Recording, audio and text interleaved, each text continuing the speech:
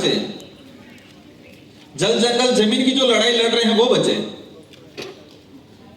समाधान तब हो पाएगा हम जागरूक होंगे, और जागरूक होंगे तो एकजुट होंगे। लेकिन इसमें सबसे बड़ी समस्या ये है, झारखंड छत्तीसगढ़ के आदिवासियों की बात आती है, और आज तक का मैंने आजादी के बाद का अब तक का इतिहास देखा कि जो भी ट्राइबल्स अपने जल जंगल जमीन की लड़ाई लड़ता है उसको नक्सलाइट घोषित कर दिया जाता है। जो लोग लोकतंत्र में विश्वास नहीं करते हैं, जो लोग हथियार उठाते हैं, ऐसे लोगों के पक्ष में हम भी नहीं हैं। यह नहीं करना चाहिए। लेकिन कई जगह ऐसा देखा है, सोनी सोरी का कांड सुना होगा आपने। छत्तीसगढ़ की एक टीचर थी, सोनी सोरी लेडीज थी। उस स्कूल के अंदर आर्मी जब भी जाती नक्सलाइट के खिलाफ एक्शन लेने, तो इसकी स्कूल को कब्जा करके वहां रहती। जब भी नक्सलाइट टाइप के लोग आते तो वो भी उस स्कूल को अपना अड्डा बनाते, आर्मी भी अड्डा बनाती। तो उस टीचर ने कहा कि मैं तो पढ़ाना है मुझे बच्चों को, यहाँ ये चीजें आर्मी को आर्मी को अलाउ नहीं किया, उन लोगों को अलाउ नहीं किया, और आर्मी को अलाउ नहीं किया तो उस लेडीज को नक्सलाइट घोषित कर दिया गया। इसके साथ इतनी यातनाएं हुई, मैं इस मंच से नहीं बता सकता। उसको नक्सलाइट घोषित कर दिया गया, 3 से 4 साल वो जेल रही। कई ऐसे सोशल एक्टिविस्ट देखें, और हम भी देखते हैं। कोई भी, आज मैं बोल रहा हूं, मैंने कई जगह बोला है, कहते हैं राजकुमार ने दिया भैयाजीत बयान, बार बार सुनने में आता है। आप लोग दिल्ली में तो पहली बार आए, इसलिए धीरे धीरे आएगा। राजस्थान में बार बार राजकुमार ने दिया भैयाजीत बयान। कोई भी लीडर, कोई भी अधिकारी बोल दिया, अगर नक्सलाइट को लेकर कुछ भी बोल दिया, तो सीधा ये देखो, ये ऐसे लोगों की बात कर रहे हैं, ऐसे लोगों को सपोर्ट कर रहे हैं। हर समस्या का समाधान है। आज बांग्लादेश में हो रहा है, गलत है, इंसानियत के खिलाफ है, वो नहीं होना चाहिए, हमें भी तकलीफ है। लेकिन ये चीजें हमारे देश में भी हो रही है। आज सारे टीवी चैनल पे बता रहे हैं बांग्लादेश में ये हो रहा है, बताना चाहिए, कोई दिक्कत नहीं। लेकिन मणिपुर में भी अभी भी हो रहा है, उसको भी बताना, नेशनल मीडिया में बताना चाहिए, नहीं बताया जा रहा है। मणिपुर में क्या स्थिति बनी, छत्तीसगढ़ में क्या स्थिति, रोज मर रहे हैं लोग, कोई रिकॉर्ड नहीं है गवर्नमेंट के पास। छत्तीसगढ़ के अंदर कई इलाका ऐसा है, लगभग 3 से 4 लाख लोगों के पास आज भी आधार कार्ड, वोटर आईडी नहीं है। गवर्नमेंट के पास भी रिकॉर्ड नहीं है उनका, उन लोगों के पास भी वोटर आईडी, आधार कार्ड, कोई आइडेंटिटी नहीं है। जानवरों की गणना हो रही है, कितने जानवर किस प्रोजेक्ट में, सबको पता है, गवर्नमेंट को पता है कितने शेर है, कितने पैंथर है, लेकिन किस इलाके में कितना आदिवासी, आज कई इलाका ऐसा छूटा हुआ है। और इससे भी बड़ी समस्या है, मेरे पास आए थे ये टी ट्राइब्स,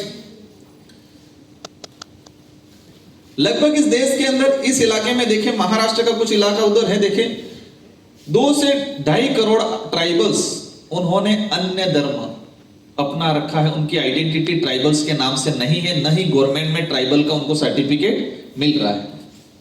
कोई ओबीसी में है, कोई जनरल में है, कोई एससी में है। और ये भी देखा है, ट्राइबल्स मुस्लिम भी बना हुआ है, ट्राइबल जैन भी बना हुआ है, ट्राइबल बौद्ध भी बना हुआ है, ट्राइबल हिंदू भी बना हुआ है, ट्राइबल ईसाई भी बना हुआ है। मतलब हम धर्म में भी बढ़ गए, हम किसी धर्म के विरोध में नहीं है, लेकिन ट्राइबल की आइडेंटिटी हमारी खुद की आइडेंटिटी, हमारी खुद की धर्म व्यवस्था है, हमारा खुद की धार्मिक परंपरा है, और हम अपनी छोड़ के किसी और का झंडा पकड़ रहे हैं, और इतना मजबूत पकड़ रहे हैं कि छोड़ ही नहीं रहे हैं। जल जंगल जमीन चला जाएगा, रिजर्वेशन चला जाएगा, लेकिन उस झंडे को नहीं छोड़ रहे। और ये नशा ऐसा है कि वो अफीम से भी खतरनाक नशा है। देखा है कई जगह, इंसानियत खत्म हो रहा है, लेकिन धर्म का झंडा सबसे ज्यादा। उसको लेके मेरे को बार बार कुछ लोग कहते हैं नहीं बोलना चाहिए, लेकिन मैंने देखा है कि हमारे समाज को अगर शिक्षा से वंचित रखा गया है तो धर्म के आधार पे।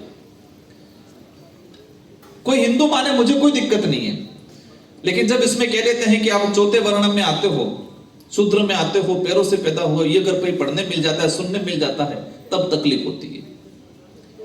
अंबेडकर जी ने कहा था, मैं अज्ञानतावश पैदा जरूर हुआ हूं, लेकिन मैं मरूंगा नहीं। और आज तक के देश के इतिहास में आजादी से पूर्व, पहले आजादी के बाद का भी अगर देखा जाए, तो अंबेडकर जी ने 4 लाख लोगों के साथ बौद्ध धर्म अपनाया था। हाँ, अंबेडकर जी को आरती जरूर कर देते हैं, लेकिन उनके विचारों को फॉलो नहीं करते हैं। अंबेडकर जी को हम नाम ले लेते हैं, जय भीम बोल लेते हैं, लेकिन अंबेडकर जी क्या चाहते थे, वो क्या करके गए थे, वो हमें नहीं पता है। हम अधिकारी बन जाएंगे, हम नेता बन जाएंगे, लेकिन उनकी वास्तविक आइडियोलॉजी क्या थी वो नहीं अपना पा रहे। आज भी बहुत कुछ करना है। ये देश महान इसलिए है कि इस देश में अनेक समुदाय हैं, अनेक धर्म हैं। विश्व में इस देश को कहते हैं भारत देश महान है, अनेक विविधता है, अनेक विविधता अनेक धर्मों के बावजूद भी एकजुट है।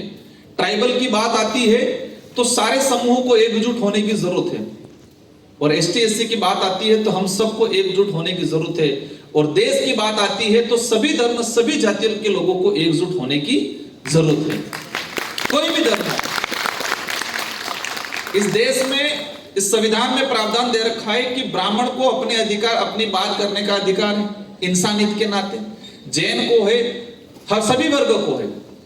हमने सभी धर्म सभी लोगों को स्वीकार किया, माना। और मेरे इलाके में देखा, हम ट्राइबल इलाका मेरा, पूरे गांव में एक पंडित जी आके रहेंगे तो पूरे गांव वाले उनकी सुरक्षा करते। कोई भी व्यक्ति इस आदमी को कभी भी आधी रात को वो आदमी कहीं निकलता तो कहीं नहीं छेड़ते उसको सब कुछ सुविधा गांव वाले मिलके करते हैं। लेकिन दिक्कत तब होता है कि किसी अन्य समुदाय का गांव बाहुल्य हो और ट्राइबल की संख्या कम हो और वहां उसको शिक्षा से वंचित रखा जाता है, तब तकलीफ होती है।